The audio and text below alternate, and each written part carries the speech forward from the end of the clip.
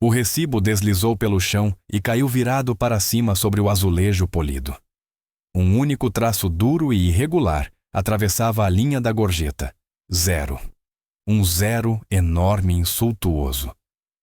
Parte da equipa do restaurante trocou olhares irônicos, enquanto o bilionário saía deixando Sarah Silva, uma mãe solteira em dificuldade sozinha, diante de uma mesa suja para limpar. Sarah sentiu as lágrimas arderem-lhe nos olhos. Precisava desesperadamente daquele dinheiro para a medicação cardíaca do filho. Mas quando apanhou o prato do jantar com raiva, algo fino e branco escorregou debaixo da porcelana fria. Não era dinheiro. Era um bilhete manuscrito com 7 palavras que mudariam a sua vida para sempre. E o homem que o deixou não era apenas um cliente difícil. Era um teste que todos os outros tinham falhado. À hora de jantar no Lee Jardim, um dos restaurantes de fine dining mais pretensiosos de Lisboa, parecia menos um serviço e mais um campo de batalha. Sarah Silva limpou uma gota de suor da testa com o dorso da mão, com cuidado para não borrar a maquilhagem que era obrigada a usar. Os pés latejavam dentro dos seus sapatos pretos baratos, antiderrapantes, uma dor surda que subia pelas gêmeas a cada passo. Estava de pé há 9 horas, e ainda lhe faltavam mais 3. A mesa 4 precisa de água. Sarah Meshit ladrou ao Sr. Henrique, o chefe de sala. Henrique era um homem baixo com complexo de Napoleão, e um perfume barato que cheirava a baunilha queimada. Detestava Sarah, sobretudo porque ela não podia dar-se ao luxo de rir das piadas sem graça dele, nem de ficar até tarde a limpar sem ser paga. Precisava correr para apanhar o último autocarro até a ama. Já vou, Sr. Henrique, respondeu Sarah, mantendo a voz firme. Pegou no jarro de água de prata. A condensação arrefeceu-lhe a palma ardente da mão. Enquanto enchia os copos de um casal que nem sequer reconheceu a sua presença, a mente de Sarah vagueou até ao envelope amarrotado no bolso do avental. Era um aviso final da farmácia. O seu filho Léo, de 5 anos, tinha asma grave e uma cardiopatia congênita. O novo medicamento, aquele que os médicos diziam que o estabilizaria o suficiente para a cirurgia, não era totalmente comparticipado pelo SNS. Precisava de 400 € até sexta-feira. Hoje era quarta-feira. Até agora tinha feito 40 € em gorjetas. Terra chama Sarah. Ela voltou à realidade num sobressalto. Jéssica, outra empregada, estava junto ao sistema POS a retocar o gloss. Jéssica era mais nova, mais bonita e infinitamente mais cruel. Ganhava gorjetas altas porque flertava descaradamente com homens de negócios e ignorava famílias com crianças. O que foi, Jess? Perguntou Sarah enquanto reabastecia o cesto de pão. A mesa VIP. Jéssica sorriu com desdém, acenando para o canto reservado escondido por cortinas de veludo. Alguém acabou de se sentar. O Henrique disse que é o Eduardo Sterling. Sarah ficou paralisada. Toda a gente na cidade conhecia o nome Eduardo Sterling. Um magnata da tecnologia e logística bilionário que fizera fortuna com aquisições agressivas. Era conhecido por 2 coisas, a genialidade e a absoluta falta de piedade. A imprensa chamava-lhe o Rei de Gelo de Lisboa. Por que não vais tu atendê-lo? Perguntou Sarah desconfiada. Jéssica costumava lutar com unhas e dentes pelos clientes ricos. Uma gorjeta de um bilionário podia pagar 1 mês de renda. Jéssica soltou uma risada curta e cruel. Estás a brincar. Serve-o no mês passado num gala de beneficência. É um pesadelo. Mandou um prato para trás 3 vezes porque a apresentação não era simétrica. Não dá gorjeta, Sarah. Dá lições. Não vou aturar a atitude dele esta noite. Tenho uma mesa de advogados bêbedos dinheiro fácil. Ficas tu com o Rei de Gelo. Jéssica enfiou o menu nas mãos de Sarah e afastou-se com ar triunfante. Sarah olhou para o canto reservado. Não tinha escolha. Se recusasse uma mesa, Henrique despedi-la-ia na hora. E não podia perder aquele emprego. Não quando a respiração de Léo piorava todas as noites. Respirou fundo, alisou o avental e caminhou em direção à mesa. Eduardo Sterling olhava para o telemóvel, o rosto iluminado pela luz azul do ecrã. Era atraente de uma forma severa e intimidadora. Vestia um fato cinzento escuro que provavelmente custava mais do que Sarah ganhava num ano inteiro. O cabelo escuro estava impecavelmente penteado, e quando finalmente levantou os olhos, estes tinham a cor do aço. Frios. Avaliadores. Boa noite, senhor, disse Sarah, forçando o seu sorriso mais profissional. Bem-vindo ao Le Jardim. O meu nome é Sarah e estarei a cuidar de si esta noite. Posso começar com água com gás. Ele interrompeu-a, a voz profunda e sem calor algum. A temperatura ambiente sem gelo e com uma fatia de limão, mas quero a casca retirada. Não quero o amargor do óleo na água. Sarah piscou os olhos. Com certeza, senhor. Água com gás à temperatura ambiente, fatia de limão sem casca. E Sarah, sim, senhor. Não demore. Tenho uma chamada de conferência em 40 minutos e detesto esperar. Já volto, respondeu ela, apressando-se para o bar. As mãos tremiam-lhe ligeiramente enquanto cortava o limão, retirando com extremo cuidado a casca amarela até restar apenas a polpa. Era um pedido ridículo, o tipo de jogada de poder, que homens ricos usavam apenas para ver se o pessoal obedecia de imediato. Mas Sarah obedeceu. Tinha de o fazer por Léo. Quando voltou, pousou o copo sobre o porta-copos com precisão treinada. Eduardo Sterling não disse obrigado. Pegou no copo, examinou a fatia de limão contra a luz e deu um gole. Pousou-o de novo. Aceitável. Sarah soltou um suspiro que nem sabia que estava a aprender. Está pronto para pedir, Sr. Sterling? Estou, respondeu ele sem olhar para o menu. Quero o bacalhau confitado, mas diga ao chefe para substituir as cebolas pérola por chalotas.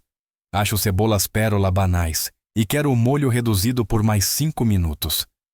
Da última vez estava demasiado ralo. Sarah hesitou. O chefe Laros era conhecido por atirar panelas quando os clientes tentavam alterar as suas receitas. Senhor, o chefe é muito particular quanto a... Sterling levantou os olhos, estreitando-os. Quer uma gorjeta, Sarah, ou quer uma reclamação formal ao seu chefe? A ameaça ficou suspensa no ar como fumo. Vou passar o pedido exatamente como solicitou, senhor, murmurou Sarah. Ela voltou para a cozinha com o coração aos pulos. Sentia Jéssica a observá-la do outro lado da sala com um sorriso presunçoso. Jéssica sabia que isto ia acontecer. Tinha armado a situação para Sarah falhar. A cozinha era um inferno caótico de vapor e gritos. Quando Sarah transmitiu o pedido ao chefe Laros, ele ficou de um tom de roxo verdadeiramente alarmante. Chalotas, chalotas, berrou, brandindo uma concha. Quem é que este homem pensa que é? Entra na minha casa e diz-me como cozinhar. É o Eduardo Sterling, chefe, suplicou Sarah em voz baixa. Por favor, ele é difícil. Se não fizermos como pede, vai mandar o prato para trás e o Henrique vai culpar-me. O chefe praguejou em francês, batendo com uma frigideira no fogão. Está bem, mas se ele reclamar que fique claro se estiver demasiado doce por causa das chalotas, a culpa é dele, não minha. Sarah passou os 20 minutos seguintes junto à zona de saída dos pratos, aterrorizada com a possibilidade de a comida não sair a tempo. Atendeu às outras mesas reabastecendo vinhos e limpando pratos, mas a atenção estava toda voltada para o recanto reservado. Viu Eduardo Sterling a olhar para o relógio. Ele batia os dedos na mesa. Toque, toque, toque. Finalmente, o prato ficou pronto. Estava perfeito. O molho espesso e brilhante, o bacalhau no ponto. Sarah levou-o até a mesa, equilibrando o prato quente sobre um guardanapo. O seu jantar, Sr. Sterling, disse ela, pousando-o à frente dele. Bacalhau confitado com chalotas, molho extra reduzido. Ele não olhou para ela. Pegou no garfo e na faca. Sarah recuou um passo à espera do veredicto. Ele provou. Mastigou devagar. Engoliu. Pousou o garfo. É adequado. Posso trazer-lhe mais alguma coisa? Perguntou Sarah. Sim, disse ele, finalmente fitando-a. Conversa. Sara ficou desconcertada. Senhor. Estou a comer sozinho, disse ele indicando a cadeira vazia à sua frente. E você parece prestes a cair para o lado. Pare um momento. Diga-me o que faz uma mulher como você num lugar destes. Era uma armadilha. Tinha de ser. O pessoal era estritamente proibido de confraternizar com clientes. Se o Henrique a visse a conversar, levaria uma advertência. Eu? Gosto do setor de serviços. Senhor, mentiu ela. Não minta para mim, cortou Sterling com a voz afiada. Consigo detectar uma mentira a quilômetros. Você odeia isto aqui. Odeia o gerente que viu o modo como ele olha para si. Odeia os sapatos que está a usar. Então por que está aqui? Por que suporta os abusos? Sara olhou em volta. Henrique estava no escritório. Jéssica ocupada com os advogados. Tenho um filho, disse Sara baixando a voz até quase um sussurro. A verdade escapou-lhe antes que pudesse travar. Tem 5 anos. Chama-se Léo. Está doente. Muito doente. O SNS não comparticipa totalmente o novo medicamento e a renda nesta cidade subiu 20% no último ano. Trabalho aqui porque as gorjetas costumam ser boas e preciso de cada cêntimo para o manter vivo. Parou horrorizada. Tinha dito demais. Os clientes não queriam ouvir histórias tristes. Queriam comer o seu bacalhau caro em paz. Sterling encarou-a. A expressão não suavizou. Pelo contrário, tornou-se ainda mais crítica. Então é um caso de caridade, disse friamente. Sara sentiu como se tivesse levado um estalo. Está a trabalhar muito claro, continuou Sterling, erguendo o copo de vinho. Mas está a afogar-se. Acha que servir comida a ricos vai salvar o seu filho. Está a contar com a bondade de estranhos. É uma péssima estratégia, Sara. Nos negócios, confiar na sorte é garantia de fracasso. As lágrimas arderam-lhe nos olhos. A crueldade era desnecessária. Ela não estava a pedir esmola. Fazia um turno duplo com o tornozelo torcido. Não estou a contar com a sorte, senhor, disse Sara com a voz a tremer de raiva contida. Estou a contar com as minhas próprias mãos. Trabalho em 2 empregos. Durmo 4 horas por noite. Faço o que for preciso. Agora, com licença, tenho outras mesas para atender. Virou-se e afastou-se antes que ele visse a primeira lágrima cair. Ela escondeu-se na zona dos empregados durante 1 minuto inteiro, respirando fundo, tentando recompor-se. Não chores. Não deixes que ele vença. Só pega na conta, recebe a gorjeta e vai para casa para o Léo. Quando voltou à sala 10 minutos depois, Eduardo Sterling já tinha ido embora. A mesa estava vazia. O prato limpo. Sara correu até lá. A pasta de couro da conta estava no centro da mesa. Abriu-a com o coração a martelar. A conta dava 185,50 €. Os olhos desceram até o talão do cartão. Subtotal 185,50 €. Gorjeta 0 €. Total 185,50 €. Ele tinha traçado uma linha dura e escura por cima da gorjeta. Sara ficou a olhar. A sala pareceu rodar. 0. Depois da casca de limão das chalotas dos insultos do interrogatório sobre a sua vida, ele não deixara nada. Ui, disse uma voz atrás dela. Era Jéssica. Sara virou-se e viu a rival a espreitar por cima do seu ombro. Eu avisei, não avisei. O rei de gelo ataca outra vez. 0 de gorjeta numa conta de 200 €. Até para ele é brutal. Ele não deixou nada. Sussurrou Sara com as mãos a tremer. Aquela gorjeta devia ser pelo menos 30 €. Era o inalador do Léo. Eram 3 dias de compras. Então limpa a mesa, gritou Henrique da frente da sala. Temos um grupo de 4 à espera. Mexe-te, Silva. Sara engoliu o nó na garganta. Sentia uma mistura de humilhação e raiva branca ardente. Quis gritar. Quis correr atrás de Eduardo Sterling até o estacionamento e atirar-lhe o recibo à cara. Mas não podia. Era só uma empregada de mesa. Ele era um bilionário. Pegou na caixa de recolha e voltou à mesa. Empilhou o prato com força. Agarrou no guardanapo com que ele tinha limpado a boca. E foi então que viu. Debaixo do prato de base decorativo, havia algo branco. Não era um guardanapo. Era uma folha dobrada de papel espesso e caro. Sara franziu o sobrolho, olhou em volta para se certificar de que ninguém observava, enfiou o papel na mão e abriu-o. Não era dinheiro. Não havia notas escondidas. Era apenas um bilhete escrito em cursiva elegante e firme com caneta de tinta permanente. Sara, dizes que fazes o que for preciso. Prova-o. Esteja no armazém do Cais de Alcântara à meia-noite. Venha sozinha. Sara ficou a encarar as palavras. A tinta ainda estava fresca a brilhar sob a luz fraca do restaurante. O que é isso? Perguntou Jéssica, aproximando-se, os olhos estreitos. Nada, disse Sara depressa, amarrotando o bilhete e enfiando-o no bolso do avental ao lado do aviso final da farmácia. Lixo. Ele deixou lixo. Típico, rosnou Jéssica. Limpa isso. Preciso desta mesa.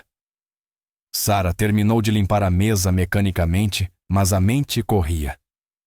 Cais de Alcântara. À meia-noite soava ao início de um filme de terror. Era perigoso. Era insano.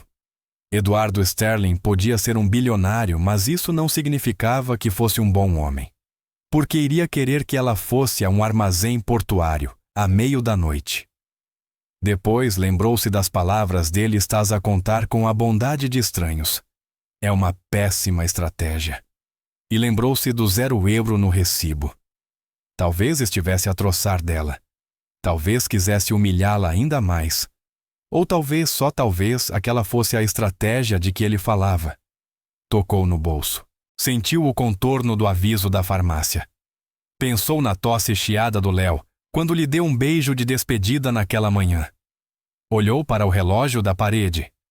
22h45. O turno acabava às 23h. Tinha uma escolha a fazer: ir para casa, aceitar a derrota e implorar ao farmacêutico por mais um prazo amanhã, ou ir ao Cais de Alcântara e descobrir o que o diabo queria. Sara Silva desatou o avental. Nunca fora jogadora, mas pelo Léo entraria no próprio inferno. À margem do Tejo, à meia-noite, era um mundo diferente do interior polido do Le Jardim. A neblina subia do rio espessa com cheiro a sal, gasóleo e ferrugem. Sara apertou o casaco fino à volta dos ombros. Tinha apanhado 2 autocarros para chegar ali, e a caminhada desde a paragem mais próxima durara 20 minutos, por um bairro de armazéns que parecia abandonado e ameaçador. O Cais de Alcântara erguia-se como uma massa enorme de metal ondulado e betão. Um único projetor iluminava uma porta lateral. Um SUV preto de vidros fumados estava estacionado ao lado, com o motor a trabalhar em silêncio. Sara verificou o telemóvel. 23h58. Devo estar louca, murmurou. Os pés ainda latejavam do turno, mas a adrenalina abafava a dor. Pensou no rosto do Léo quando não conseguia respirar. Essa imagem era o combustível que a fazia avançar. Aproximou-se do SUV preto. O vidro desceu. Um homem de pescoço grosso e auricular olhou para ela. Nome: Sara. Sara Silva. O homem falou para o pulso. A encomenda chegou. Depois acenou para a porta metálica. Entre. Continue a andar até ver a luz. Sara engoliu em seco. Empurrou a pesada porta de aço. O interior do armazém era cavernoso, cheio de filas de contentores empilhados em 3 níveis. O ar estava frio. No centro daquele espaço imenso, sob um conjunto de luzes industriais suspensas, havia uma mesa dobrável e 2 cadeiras. Eduardo Sterling estava sentado ali. Já não usava o casaco do fato. As mangas estavam arregaçadas, revelando antebraços surpreendentemente musculados. Lia um documento com os óculos de leitura pousados no nariz. Não levantou os olhos quando ela se aproximou. Chegou 2 minutos mais cedo, disse ele. Se chega a horas, chega atrasado, respondeu Sara, repetindo uma frase que o pai costumava dizer. Eduardo levantou os olhos por cima da armação dos óculos. Um lampejo de divertimento, ou talvez de respeito, cruzou-lhe o rosto. Sente-se. Sara sentou-se. A cadeira de metal estava gelada. Por que estou aqui, Sr. Sterling?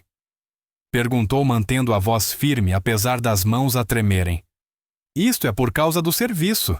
Porque se me vai despedir, podia simplesmente ter ligado para o restaurante. Eduardo pousou o documento. Não me interessa o serviço, Sara. O serviço foi medíocre, a comida adequada. Mas você foi interessante. Interessante.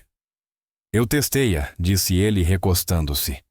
Fiz exigências ridículas. Insultei a sua profissão. Questionei as suas escolhas de vida. A maioria das pessoas teria desmoronado. Teriam chorado ou cuspido na minha comida. Você não fez nenhuma das duas coisas. Executou a tarefa com precisão, apesar da raiva evidente. Ele abriu uma pasta no chão e retirou um monte de papéis que bateu com força sobre a mesa. Isto, disse tocando na pilha, são os manifestos de transporte da minha divisão logística do último trimestre. Estamos a perder dinheiro. Quantias significativas. O conselho de administração diz que é flutuação de mercado. O meu diretor financeiro diz que são custos de combustível. Eu acho que são todos incompetentes ou estão a mentir. Olhou-a diretamente nos olhos. Reparou na casca de limão numa fatia num restaurante escuro. Reparou que eu sou canhoto e colocou o copo de vinho do lado certo. Tenho um olho para o detalhe que os meus executivos formados em Ivy League não têm porque estão demasiado ocupados a olhar para o panorama geral para ver as fissuras na base. Sara ficou a encarar os papéis. Quer que eu analise os seus registros de transporte? Quero que encontre o erro, disse Eduardo. Tem 1 hora. Se não encontrar nada, pago-lhe um táxi para casa e nunca mais nos vemos. Se encontrar a fuga, escrevo um cheque esta noite para a cirurgia do seu filho. A respiração de Sara falhou. Como sabe da cirurgia? Eu sei tudo, Sara. Fiz uma verificação do seu histórico no momento em que se afastou da minha mesa. Sara Silva, 26 anos, viúva. Um filho Léo, 5 anos. Síndrome do coração esquerdo hipoplásico. Cirurgia necessária, procedimento de Fontan. Custo aproximado 150 mil euros, fora do que o SNS comparticipa dadas as lacunas e tempos de espera. Ele tirou um talão de cheques do bolso e destapou uma caneta de tinta permanente. 1 hora, repetiu. O relógio começa agora. Sara não discutiu. Não perguntou como ele sabia. Agarrou a pilha de papéis. Era um emaranhado de números, datas, IDs, de contentores, pesos, conteúdos, destinos. Para qualquer outra pessoa, aquilo seria um disparate. Mas Sara passara 5 anos a memorizar pedidos complexos, a dividir contas em 10 para clientes bêbados e a gerir o orçamento de casa ao cêntimo. Ela entendia padrões. O armazém estava em silêncio, exceto pelo zumbido das luzes e o raspar da caneta de Eduardo, enquanto trabalhava nos seus próprios documentos. Os olhos de Sara percorriam as páginas. Contentor 405 eletrônica, peso de saída 400 e tal toneladas. Destino Hong Kong. Virou a página. Contentor 405. Chegada a Hong Kong. Peso 200 e poucas toneladas. Franziu o sobrolho. Discrepância de peso. Comum no transporte, disse Eduardo sem levantar os olhos. Perda de umidade, deslocações da embalagem. Avance. Sara ignorou-o. Continuou a folhear. O padrão surgiu de novo. Contentor 612. Têxteis de luxo. Peso a partir de 2.000 toneladas. Chegada a 850. Eram sempre os carregamentos de alto valor. E a perda era sempre exatamente de 5 a 7%. Pequena o suficiente para ser atribuída a encolhimento ou erro, mas consistente. Olhou para as datas. Todos os envios com discrepância tinham sido validados pelo mesmo supervisor de carga no porto de origem. Uma assinatura que parecia um M irregular. Quem é o M? Perguntou Sara. Eduardo parou de escrever. M. Olhe para as datas, disse Sara, a voz a ganhar confiança. Virou os papéis e apontou. 4 de outubro, falta assinado por mim 12. De outubro, falta assinado por mim. 1 de novembro, falta assinado por mim. Mas veja os envios intermédios.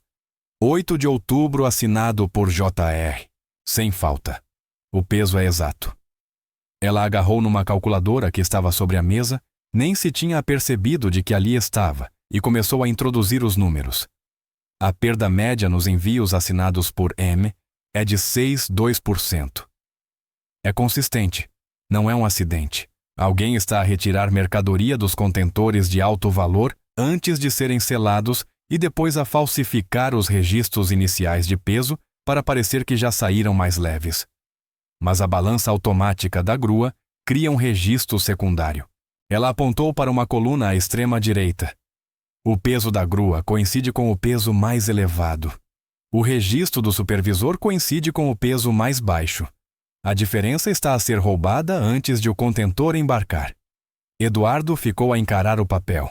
Seguiu a linha com o dedo. Olhou para o peso da grua, depois para o registro do supervisor. Os olhos estreitaram-se em fendas perigosas. Marcos murmurou. Marcos Thorne. O meu cunhado. O silêncio no armazém foi ensurdecedor. Sarah acabara de acusar um familiar de um bilionário de roubo. Retirou a mão de repente, aterrorizada. Eu posso estar enganada, gaguejou. Sou só uma empregada de mesa. Não percebo de logística. Eduardo levantou-se, contornou a mesa, parou diante dela, a sombra a alongar-se pelo chão de betão. Sarah preparou-se para que ele gritasse, para que lhe dissesse que estava louca.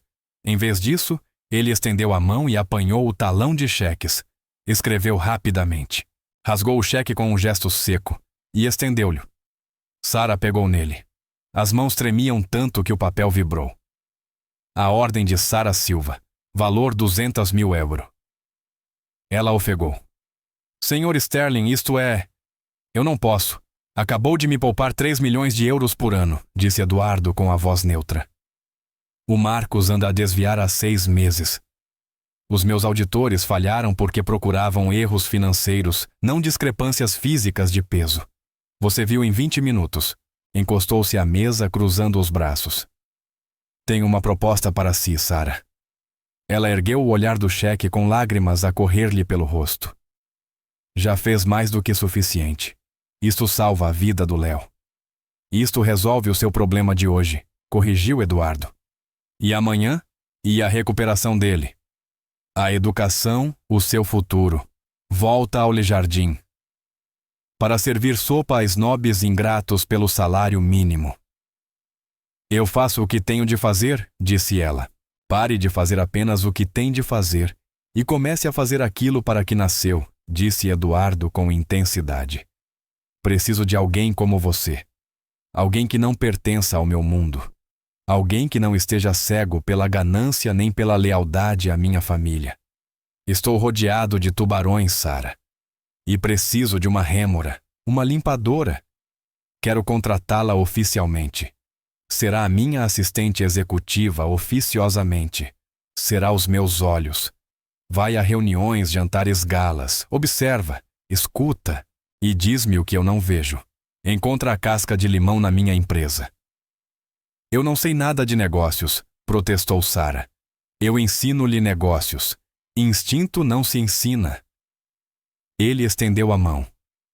Salário de 250.000 euros por ano. Benefícios completos. Cuidados de saúde privados para o seu filho. E ficará a viver na minha propriedade na ala de hóspedes. Estará disponível quando eu precisar. Mas sai do restaurante esta noite e assina um NDA que diz: se respirar uma palavra dos meus assuntos privados, a quem quer que seja, eu destrua. Sarah olhou para a mão dele, grande e calejada, firme. Olhou para o cheque na outra mão. Pensou na risada da Jéssica, no Henrique a gritar, no autocarro gelado para casa. Respirou fundo e estendeu a mão apertando a de Eduardo. O aperto foi de ferro. Aceito, sussurrou. Ótimo, disse Eduardo. Pela primeira vez um esboço de sorriso tocou-lhe os lábios. Bem-vinda ao Império Sterling, Sarah. Tente não ser devorada. A transição de um apartamento apertado de um quarto nos arredores para a propriedade dos Sterling foi como passar de um filme a preto e branco para o Technicolor. 2 dias depois da reunião no armazém, Um caminhão de mudanças chegou ao apartamento de Sarah. Os carregadores embalaram os poucos pertences em menos de 1 hora. Uma ambulância privada paga pela Sterling Industries transportou Léo para a melhor unidade de cardiologia pediátrica do país para preparar a cirurgia agora marcada para a semana seguinte. Sarah ficou no átrio da mansão Sterling. Era uma fortaleza moderna de vidro e pedra extensa com vista para o Atlântico, fria, bela e intimidante. Senhora Silva, disse um mordomo de aspecto rígido, inclinando-se ligeiramente. O Sr. Sterling está na biblioteca. Pediu a sua presença imediatamente à chegada. Obrigada, respondeu Sarah. Usava um fato novo comprado com um adiantamento em dinheiro que Eduardo autorizara. Azul marinho elegante e profissional. Sentia-se uma impostora dentro dele. Caminhou pela casa. A arte nas paredes valia mais do que tudo o que ganhara na vida inteira. Mas não havia fotografias nem retratos de família. Era uma casa, não um lar. Ela entrou na biblioteca. Eduardo estava junto à janela a falar ao telefone. Ergueu uma mão pedindo-lhe que esperasse. Não me interessa o que o sindicato diz, Marcos. Se os números não batem certo, fecha o cais. Falamos do teu lapso mais tarde. Desligou e virou-se para Sarah. O rosto era uma nuvem carregada. Tinhas razão, disse sem preâmbulos. O Marcos confessou. Disse que era por causa de uma dívida de jogo. Foi afastado das funções. Lamento, Eduardo, disse Sarah. Deve ser difícil. É família. Eduardo soltou uma gargalhada curta e amarga. Família é só uma palavra para pessoas que acham que têm direito ao teu dinheiro, Sarah. Vais aprender isso depressa aqui. Ele foi até a secretária e pegou num tablet. Esta noite é o teu primeiro teste no terreno. Há um gala de beneficência no Museu Nacional de Arte Antiga em Lisboa. Toda a gente que importa vai estar lá. Investidores concorrentes e o conselho de administração. O que tenho de fazer? Perguntou Sarah. Sobreviver, disse uma voz feminina à porta. Sarah virou-se. Na entrada estava uma mulher que parecia saída da capa da Vogue alta loira de uma beleza devastadora. Vestia um vestido vermelho que lhe assentava como uma segunda pele. Os olhos eram verdes, mas sem calor algum. Olá, querido, disse a mulher passando por Sarah, como se ela fosse um móvel e beijando Eduardo na face. Eduardo não retribuiu. Enrijeceu ligeiramente. Sarah, esta é Verônica Vance, a minha noiva. O estômago de Sarah afundou. Noiva. Ele não tinha mencionado nenhuma noiva. E tu deves ser a nova ajuda, disse Verônica, fitando Sarah com desprezo, enquanto a avaliava de alto a baixo, detendo-se no fato comprado fora de coleção. Pitoresco. A Sarah é a minha nova assistente executiva, disse Eduardo firme. Vai acompanhar-nos esta noite. Verônica riu. Eduardo, não podes estar a falar a sério. Olha para ela. Parece uma professora primária. Vai ser devorada pelos tubarões no gala. Por que não deixas que eu contrate uma profissional? Conheço uma rapariga ótima da agência, fala mandarim e sabe qual garfo usar. Sarah sentiu o rosto a aquecer. A antiga Sarah teria baixado os olhos. A Sarah empregada de mesa teria pedido desculpa, mas ela já não era empregada de mesa. Era a mulher que apanhara Marcus Thorne a desviar 3 milhões por ano. Eu sei qual garfo usar, Sra. Vance, disse Sarah com calma. Passei 5 anos a colocá-los, e ao contrário de muitas pessoas que conhece, sei dizer exatamente quem na sala está com fome e quem está apenas a fingir que come. A sala ficou em silêncio. O sorriso de Verônica desapareceu. Olhou para Sarah com uma nova acuidade. Atrevida, disse Verônica gelada. Dou-lhe 1 semana. Ela fica, disse Eduardo, colocando-se entre as duas. Vá mudar-se. O stylist levou algumas opções para o teu quarto. Saímos dentro de 1 hora. Sarah acenou e saiu sentindo o olhar de Verônica cravado nas suas costas. No quarto maior do que o seu antigo apartamento, encontrou um cabideiro cheio de vestidos incríveis, sedas cetins, etiquetas de designer. Escolheu um vestido preto simples, elegante, e recatado à frente com mangas compridas e gola alta, mas com um decote profundo nas costas. Era uma armadura sofisticada. Olhou-se ao espelho e quase não reconheceu a mulher que a encarava. O cabelo preso num coque elegante, a maquilhagem impecável. Pelo léu sussurrou. A viagem até ao gala foi tensa. Eduardo sentou-se de um lado da limusina, Verônica do outro. Sara ficou no assento rebatível de frente para eles. Então Sara disse: Verônica rodopiando o champanhe. Onde foi que o Eduardo te encontrou? Harvard Business School, Wharton. No setor dos serviços, respondeu Eduardo por ela. Verônica engasgou-se. Contrataste uma empregada de mesa para gerir os teus assuntos, Eduardo. Perdeste o juízo. O conselho vai rir-se na tua cara. O conselho está ocupado demais a encobrir a própria incompetência para se rir de quem quer que seja, disse Eduardo. A Sara vê coisas que eles não veem. Veremos, murmurou Verônica. Quando chegaram ao gala, os flashes eram cegantes. Sara saiu do carro e, por um instante, entrou em pânico. O ruído, as luzes. Os repórteres a gritar. A mão de Eduardo tocou-lhe de leve na parte inferior das costas, um gesto orientador e calmo. Respira, sussurrou-lhe ao ouvido. São só pessoas. E a maioria são idiotas. Entraram no grande salão cheio de gente com flutes de champanhe e joias que valiam milhões. Vai, disse Eduardo em voz baixa. Circula. Escuta. Diz-me o que ouves. Sara afastou-se deles. Pegou num copo de água com gás sem limão e deixou-se levar pela multidão. Tornou-se invisível, uma habilidade que aperfeiçoara como empregada. Parou junto a grupos de homens de smoking que fingiam admirar as exposições enquanto escutava as conversas. As ações da Sterling vão levar um tombo quando sair a notícia da fusão. Ouvi dizer que ele vai despedir o Thor. Há problemas no paraíso. A Verônica está a pressionar para uma votação no próximo mês. Quer a presidência do conselho. Sara ficou imóvel. Verônica quer a presidência, mas ela era a noiva dele. Sara aproximou-se de um grupo de 3 homens junto a uma exposição de dinossauros. Reconheceu um deles. Era o Henrique, o antigo gerente do Le Jardin. Servia bebidas num tabuleiro. Sara virou-se depressa, esperando que ele não a visse, mas chocou com um homem alto, corpulento, de rosto vermelho.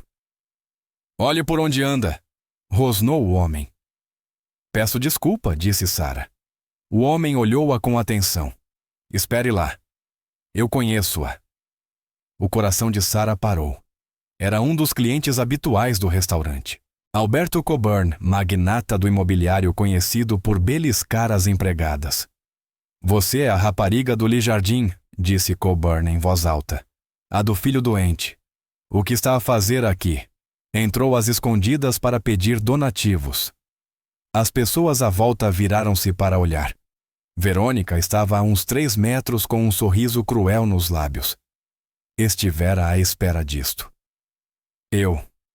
Eu trabalho aqui, disse Sara erguendo o queixo.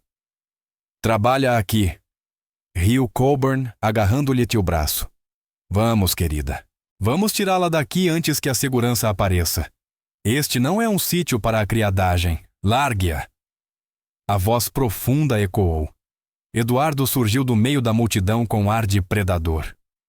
Oh, Eduardo, disse Coburn, largando Sara. Só estava a fazer-lhe um favor. Encontrei uma empregada vadia a invadir a sua festa.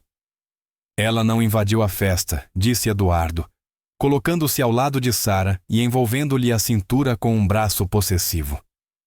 Ela é minha convidada e minha conselheira. E se voltar a tocar-lhe Coburn, compro o seu prédio e despejo-o do próprio penthouse. Coburn empalideceu. Eu não sabia. Agora sabe, disse Eduardo. Saia da minha vista. Coburn afastou-se apressado. A multidão murmurou. Eduardo Sterling, o rei de gelo, acabara de defender publicamente uma antiga empregada de mesa. Verônica aproximou-se o rosto uma máscara de fúria. Acabaste de humilhar um dos nossos maiores investidores por causa dela. Ele humilhou-se sozinho. disse Eduardo. Olhou para Sara. Estás bem? Sara ergueu o olhar. O coração batia descompassado, mas já não era de medo. Era outra coisa, algo perigoso. Estou bem, disse, mas tenho informação.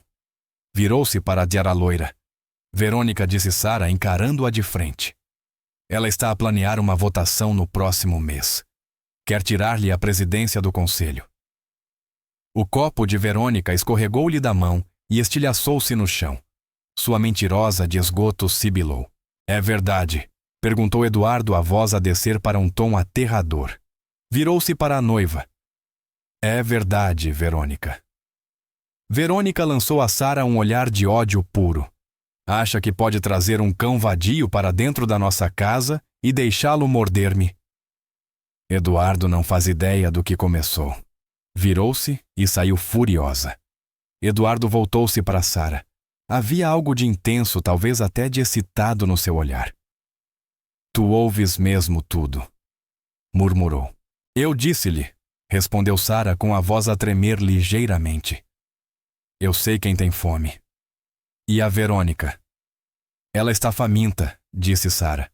Quer o seu império, Eduardo, e vai usar o seu cunhado o Marcos para o conseguir. Eduardo observou a multidão. Então temos uma guerra para travar Sara. Pegou-lhe na mão não como chefe, mas como parceiro. Estás pronta, Sara pensou no Léo seguro no hospital privado. Pensou na gorjeta de €0. Pensou na vida que deixara para trás. Apertou-lhe a mão. Estou pronta. Durante 3 semanas, Sara viveu como num sonho. A cirurgia do Léo foi um sucesso total, e pela primeira vez na vida, as faces do menino tinham cor rosada. Sara prosperava na Sterling Industries. Já não era apenas uma assistente, tornava-se a mão direita de Eduardo. Participava em negociações identificando CEOs a blefar pelos seus tiques nervosos. Reorganizou sistemas de arquivo, encontrando ineficiências que poupavam milhares à empresa todos os dias. E embora nenhum dos dois o dissesse em voz alta, ela e Eduardo aproximavam-se. Noites tardias no escritório transformavam-se em jantares de comida para fora, onde falavam de livros, filosofia e do Léo. Sara via o homem por trás do bilionário solitário defensivo, mas desesperado por uma ligação real. Mas nas sombras, Verônica Vance esperava. Era uma terça-feira de manhã, o dia da votação do conselho sobre a fusão com a Omnicorp, um negócio que consolidaria o legado de Eduardo. Se a fusão falhasse, as ações afundar-se-iam, e o conselho teria base para o destituir como CEO, abrindo caminho a uma nova presidência. Sara entrou no gabinete de Eduardo com o café dele preto, 2 açúcares sem leite. Aprendera que ele tinha um fraquinho por doces. 2 seguranças estavam junto à secretária dela. Verônica também estava ali com um tablet na mão e um ar de falsa compaixão. Eduardo encontrava-se à janela de costas para a sala. O ar estava tão frio que doía respirar. Senhor Sterling? Perguntou Sara com o estômago a dar voltas. Está tudo bem, Eduardo? Virou-se. Os olhos já não eram o aço morno em que se tinham tornado. Eram gelo outra vez. Gelo escuro implacável. Pensou que eu não ia descobrir. Perguntou em voz baixa. Descobrir o que? Sara pousou o café, as mãos a tremer. Não se faça de inocente, Sara, murmurou Verônica avançando. Sabemos da transferência, dos ficheiros que enviaste para a Omnicorp ontem à noite, os detalhes da fusão, o preço da proposta, tudo. A boca de Sara abriu-se. O que? Eu não enviei nada. Nem sequer tenho acesso ao servidor da Omnicorp. Usaste o meu login, disse Eduardo, a voz a rachar de raiva contida. Ligação feita a partir do teu IP na ala de hóspedes. Enviado para uma Dropbox segura a 0300. Atirou um monte de fotografias para cima da secretária. Eram imagens granuladas de Sara a encontrar-se com um homem num parque. Quem é este? Exigiu Eduardo. O representante da Omnicorp, Sara, olhou melhor para a foto. Isso não faz sentido. É o meu primo Miguel. Estava a devolver-me uma cadeira de bebê que lhe emprestei. Uma história provável, troçou Verônica. tal como a história da criança doente. Usaste isso para te infiltrares nesta casa. És uma vigarista, Sara. Verificamos a tua conta bancária. 50.000 euros foram transferidos para ti esta manhã a partir de uma empresa offshore. Não gritou Sara com lágrimas a subir-lhe aos olhos. Eu não fiz isto. Tens de acreditar em mim. Eduardo, a Verônica está a armar-me. Ela quer a presidência do conselho. Chega! Eduardo bateu com a mão na secretária. O som ecoou como um disparo. Olhou para Sara. A dor nos seus olhos era devastadora. Eu confiei em ti. Deixei-te entrar na minha casa. Deixei-te perto do meu negócio. Eu deixei-te, engoliu em seco. Pensei que eras diferente. Pensei que eras a única pessoa honesta numa cidade de mentirosos. Mas és a pior de todas porque me fizeste importar-me. Eduardo, por favor, implorou Sara, estendendo a mão. Não me toques, recuou ele. Estás despedida. A segurança vai escoltar-te para fora imediatamente.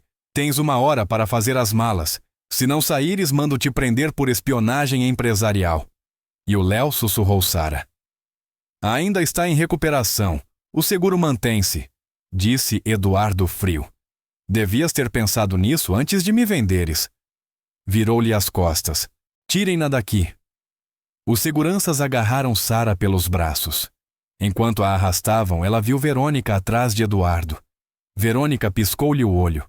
Um piscar lento, deliberado. Sara foi atirada para fora dos portões da mansão com 2 malas. Começou a chover. Ficou no passeio a chorar humilhada e aterrorizada. Tinha perdido o emprego. Tinha perdido o homem por quem se estava a apaixonar. E em breve perderia a cobertura que mantinha o filho vivo. Já tinha chegado ao fundo antes, mas desta vez a queda fora de uma penthouse. Sara passou a noite num motel barato perto do hospital. Não conseguiu dormir. Sempre que fechava os olhos, via o rosto de Eduardo, o olhar de traição. 50.000 euros na minha conta, o meu IP. Sabia que não tinha sido ela, o que significava que Verônica tinha invadido o sistema. Verônica era inteligente, mas arrogante. Teria apagado os rastros digitais. Então, Sara lembrou-se de algo que Eduardo lhe dissera no armazém naquela primeira noite. Os meus auditores falharam porque procuravam erros financeiros, não discrepâncias físicas. Verônica confiara na manipulação digital. A prova física era mais difícil de falsificar. Sara sentou-se na cama. A votação do conselho era hoje às 14h. Olhou para o relógio 09:00. Pegou no telemóvel e marcou um número que tinha memorizado dos registros logísticos. Estou? Respondeu uma voz rouca. É o João J.R. Rodrigues, supervisor de carga no cais de Alcântara. É. Quem fala? O meu nome é Sara Silva. Trabalhei para o Sr. Sterling. Preciso que me deixe entrar nos arquivos agora. Ouvi dizer que foi despedida, senhora. Não posso deixá-la entrar. J.R., ouça-me, disse Sara, a voz a tremer, mas firme. Eu sei das caixas extra que registra a parte para manter o sindicato longe de si. Sei que é um homem decente que só quer manter a sua equipa empregada. Se a Verônica vence assumir hoje, vai automatizar todo o cais. Vão todos para a rua antes do Natal. Sou a única que pode impedi-la. Houve um longo silêncio do outro lado. Encontre-me no portão de trás em 20 minutos, disse J.R. Sara gastou o último dinheiro num táxi. Quando chegou ao armazém, J.R. deixou-a entrar. Parecia exausto. Os arquivos ficam na cave, disse. Papel à antiga. Só digitalizamos o que enviamos para a sede. Sara desceu a correr as escadas metálicas. A cave cheirava a bolor e pó. Fileiras de arquivos estendiam-se à sua frente. Precisava de encontrar o registro de visitantes da sala de servidores da mansão. Os registros digitais diziam que Sara tinha iniciado sessão a 03 Evor, a partir da ala de hóspedes. Mas o sistema de segurança físico da mansão, o sistema de backup instalado na cave, que funcionava em circuito fechado, não estava ligado à internet. Tinha um disco rígido que registrava os acessos por cartão magnético, Mas ela não podia voltar à mansão. Pensa, Sara. Pensa. Andou de um lado para o outro. A Verônica tinha-a incriminado por enviar ficheiros para a Omnicorp. A transferência ocorrera às 03h30. Sara começou a puxar pastas relacionadas com os relatórios de despesas da Verônica. Eduardo dera-lhe acesso a tudo semanas antes. E Sara tinha o hábito desde os tempos de poupança extrema de tirar fotocópias de documentos suspeitos para analisar depois. O caderno ainda estava na mala. Folheou as páginas. Verônica afirmara estar em Nova York na semana anterior. Mas ali estava um recibo de um serviço de courrier privado em Lisboa na mesma data. Destino sede da Omnicorp. Remetente Vence. Conteúdo disco rígido. Sara gelou. Verônica não tinha enviado os ficheiros digitalmente. Tinha enviado fisicamente um disco rígido semanas antes para montar o esquema e, na noite anterior, fingira uma transferência digital para incriminar Sara. Faltava a prova de que Verônica autorizara a transferência bancária para a conta de Sara. Sara olhou para o documento da transferência. O segurança entregara-lhe uma cópia nos papéis de despedimento. A assinatura autorizadora era digital e Sterling, mas o carimbo temporal era 04/15. Sara olhou para os registros logísticos sobre a secretária. Às 04h15 daquela manhã, o sistema mostrava um login a partir do iate Sterling atracado na marina. Eduardo estava a dormir às 04h15. Sara sabia porque vira a luz do quarto dele apagar-se à meia-noite da sua janela. Verônica, porém, estava a ficar no iate, enquanto a moradia dela era remodelada. Sara juntou os papéis. Tinha o recibo do courier a provar que Verônica enviara dados à Omnicorp. Tinha os dados de localização a provar que a transferência bancária partira do iate. Era circunstancial, mas suficiente para criar dúvida. Olhou para o relógio. 13h15. A votação começava em 45 minutos. JR preciso de boleia, disse Sara a subir as escadas a correr. Para onde? Para a sede da Sterling. E depressa. A sala do conselho da Sterling Industries era uma caixa de vidro no céu. 12 homens e mulheres de fato sentavam-se em torno de uma mesa de mogno. Eduardo estava à cabeceira com aspecto de quem não dormia há uma semana. O rosto cinzento. Verônica sentava-se à sua direita radiante, num fato branco de poder. A falha de segurança causada pela antiga assistente do Sr. Sterling comprometeu a fusão com a Omnicorp, disse Verônica suave. A Omnicorp retirou-se porque os nossos dados internos já não são seguros. As ações caíram 12% esta manhã. Os administradores murmuraram ansiosos. Isto demonstra uma falha de julgamento por parte do CEO, continuou Verônica, pousando a mão na mesa. O Eduardo é brilhante, mas está emocionalmente comprometido. Deixou uma vigarista entrar no nosso círculo íntimo. Precisamos de estabilidade. Precisamos de liderança que não se distraia com casos de caridade. Olhou para Eduardo. Proponho uma moção de destituição de Eduardo Sterling como CEO e apresento-me como presidente interina do conselho para salvar a empresa. Secundado, disse Coburn, o homem que Sara tinha humilhado no gala. Eduardo perguntou o administrador principal: tem algo a dizer? Eduardo ergueu o olhar. Parecia derrotado. Perdera a mulher em quem confiara e agora perdia o trabalho de uma vida. Eu assumo total responsabilidade, disse rouco. Muito bem, disse o administrador. Todos os que são a favor da destituição de Eduardo Sterling. Mãos começaram a erguer-se. 1, 2, 3. Verônica levantou a sua bem alto, um sorriso triunfante nos lábios. Bang! As portas duplas da sala do conselho escancararam-se. Oponho-me! Gritou Sara, irrompendo pela sala. O cabelo estava frisado da chuva, a roupa amarrotada e estava sem fôlego. 2 seguranças vinham atrás dela. Tirem-na daqui! Gritou Verônica, levantando-se. É uma criminosa, eu não sou a criminosa! Gritou Sara, esquivando-se a um segurança. Atirou a pilha de papéis para cima da mesa de mogno. Deslizaram pela superfície polida e pararam mesmo à frente de Eduardo. Sara. Eduardo levantou-se confuso. O que estás a fazer? Olha para os papéis, Eduardo, suplicou Sara, ignorando o segurança que lhe agarrava ao braço. O recibo do courier. A Verônica enviou o disco rígido para a Omnicorp há 2 semanas. Ela não usou a rede ontem à noite. Usou um courier físico para não ser detetada. Eduardo baixou os olhos. Viu o recibo. Remetente V. Vance. E a transferência bancária. Gritou Sara quando o segurança começou a puxá-la para trás. O dinheiro enviado para a minha conta foi autorizado a 04:15. Olhe para a localização do IP. Veio do Seastar, do iate. Quem é que está a dormir no iate, Eduardo? Tu estavas na mansão. Eu estava na ala de hóspedes. Eduardo ficou imóvel. A compreensão atingiu-o como um golpe físico. Olhou para os papéis. Olhou para o carimbo temporal. Esperem, ordenou Eduardo aos seguranças. A voz era novamente a do Rei de Gelo. Larguem-na! Os seguranças soltaram Sara.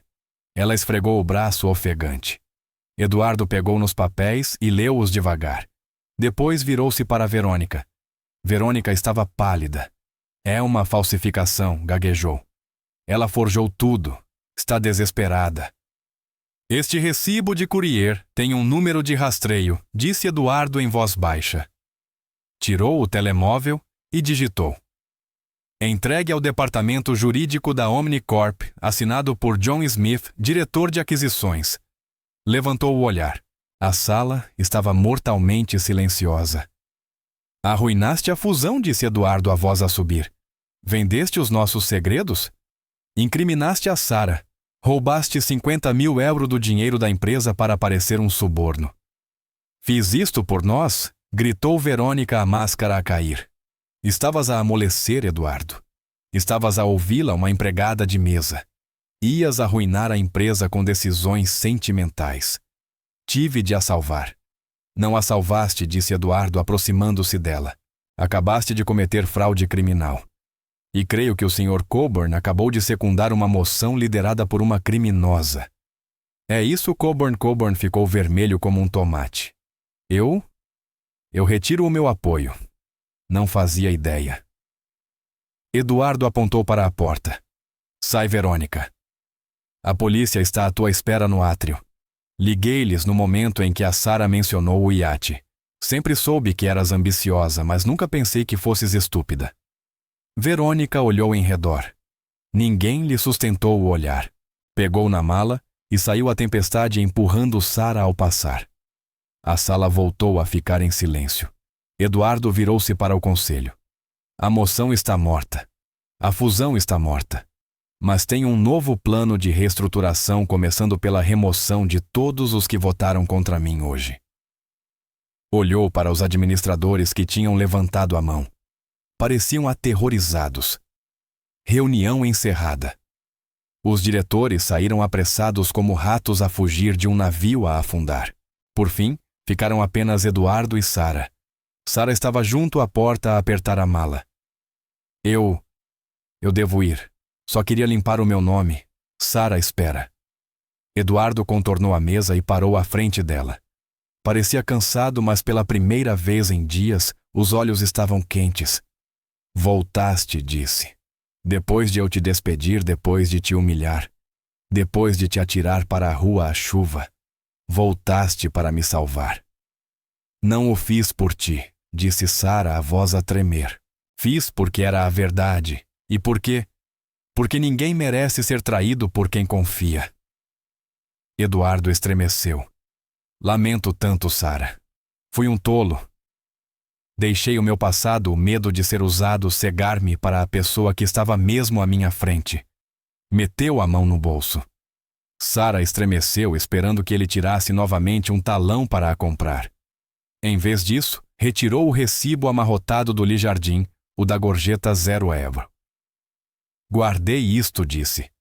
Sabes por que deixei 0? Sara abanou a cabeça. Porque a gorjeta é para um servo, disse Eduardo. E naquela noite percebi que tu não eras uma serva. Eras uma igual. Não quis pagar-te pelo serviço. Quis oferecer-te uma parceria. Só Não soube pedir sem te testar primeiro.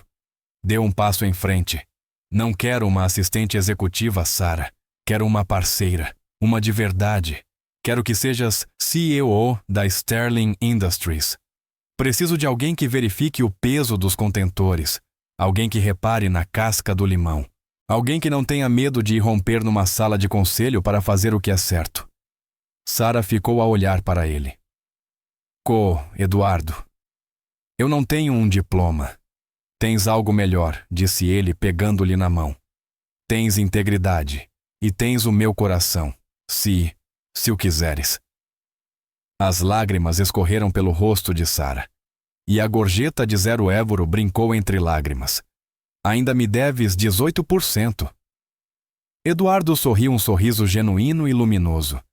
Acho que consigo fazer melhor do que 18%. Que tal 50% de tudo? Ele beijou-a. Não foi um beijo de filme. Foi desesperado e real, uma promessa selada, não por um contrato, mas por um toque.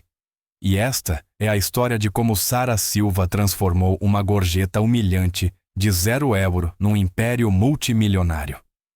Provou que o teu valor não é definido pelo avental que vestes, nem pelo carro que conduzes, mas pela tua integridade, inteligência e resiliência.